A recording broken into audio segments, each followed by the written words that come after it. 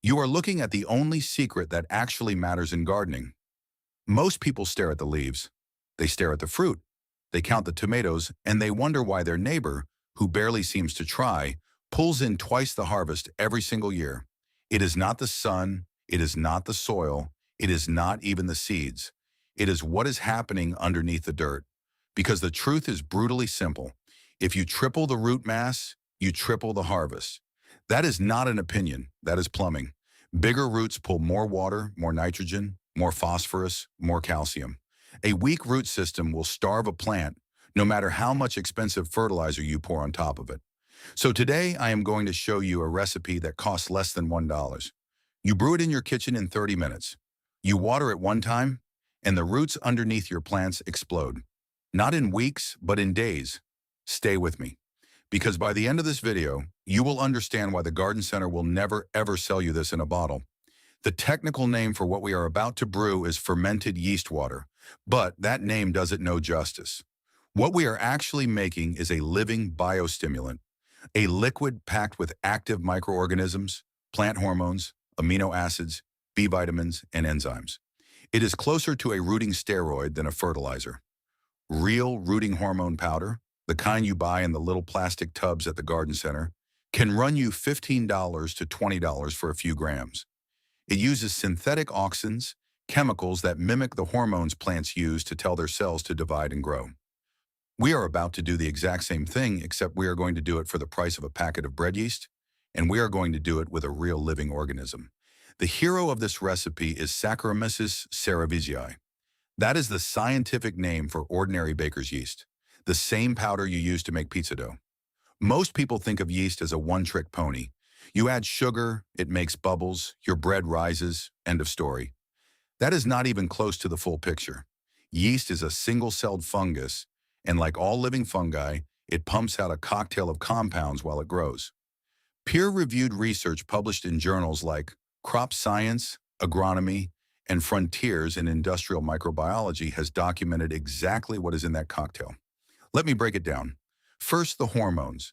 Saccharomyces cerevisiae produces two of the most powerful plant growth regulators in nature, auxins and cytokinins. Auxin, specifically indole-3 acetic acid, is the master signal that tells a plant cell to stretch, to divide, and to make a new root. Cytokinins act at the tips, signaling cells to multiply rapidly. When you pour these into your soil, you are flooding the root zone with the exact chemical messengers the plant uses to build itself. Second, the food. As the yeast cells multiply, they release amino acids, peptides, B vitamins, and trace minerals into the water. These are not just fertilizer, they are pre-digested building blocks the plant can absorb almost instantly without having to break anything down.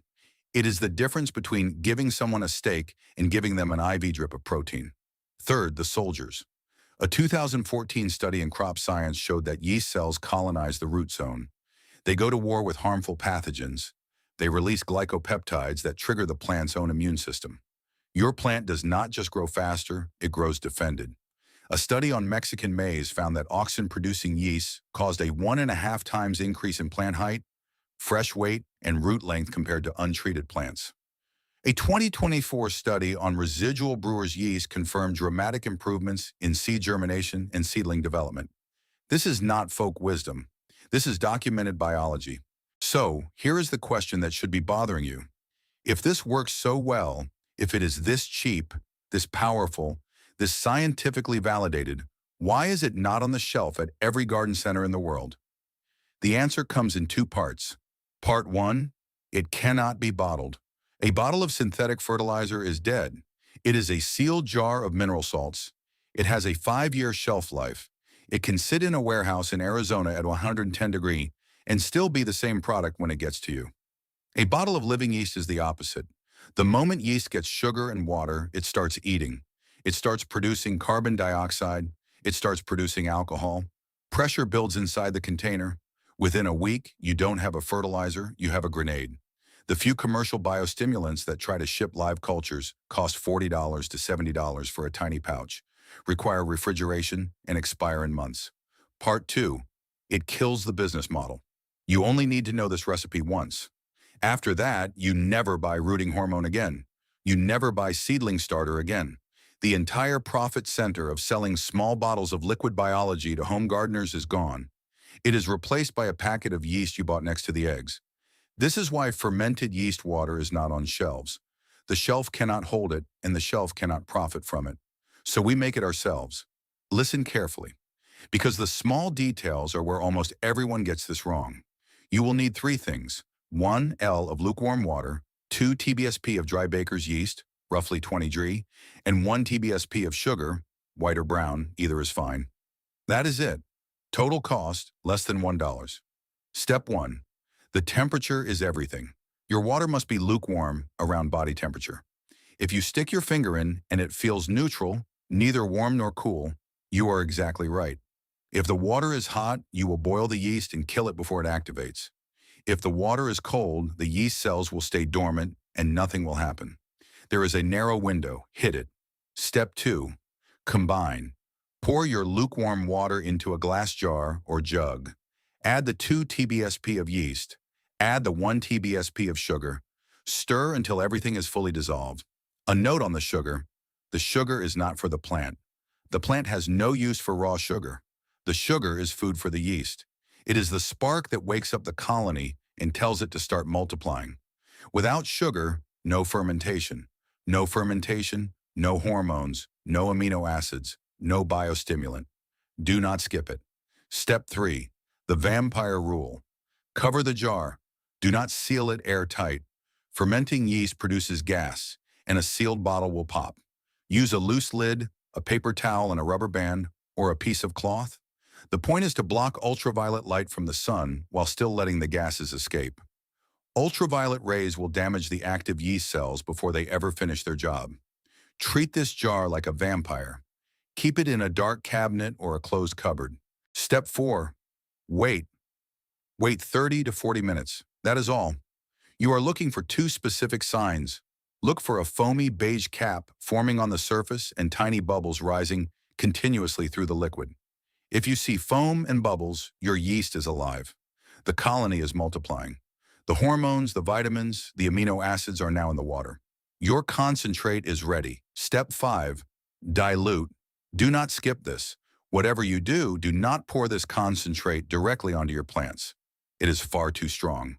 The yeast load is so high it can shock the soil microbiome and burn fine roots.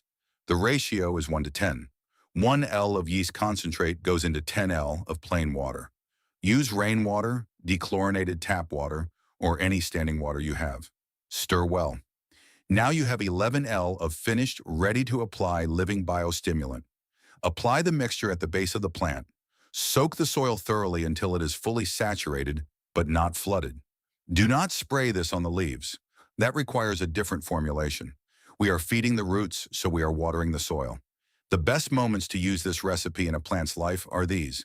At transplant, when seedlings move from the tray into the ground, this is the single highest impact moment. The plant is panicked and looking for new roots. The auxins in your mixture will trigger explosive root expansion within 48 hours. At the start of flowering, when the plant is deciding how much fruit it can support, stronger roots at this stage mean more flowers held and fewer dropped. And once fruit appears, to support the intense nutrient demand of fruit fill, that is 3 applications per growing season. Do not overdo it. This is not a weekly fertilizer. It is a strategic biological strike. Used correctly, 3 doses across a season is enough to transform the plant. Used too often, you will throw the soil microbial balance out of whack.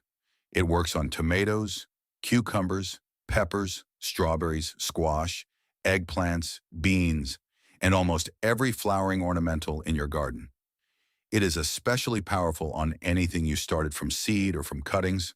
Within 72 hours of the first application, the plant will look perked up, leaves stand straighter, color deepens. Within a week, you will start to see new growth, not just leaf growth, but visible thickening of the main stem. The real magic is underground, where you cannot see it. The root system is branching aggressively.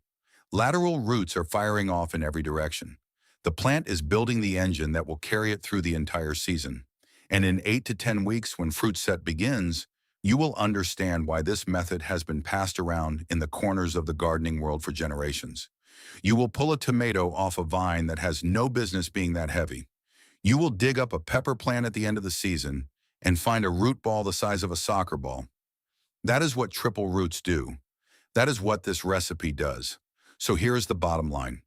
You do not need a $40 bottle of synthetic rooting hormone. You do not need a $60 subscription to a premium biostimulant. You need yeast, sugar, water, and 30 minutes.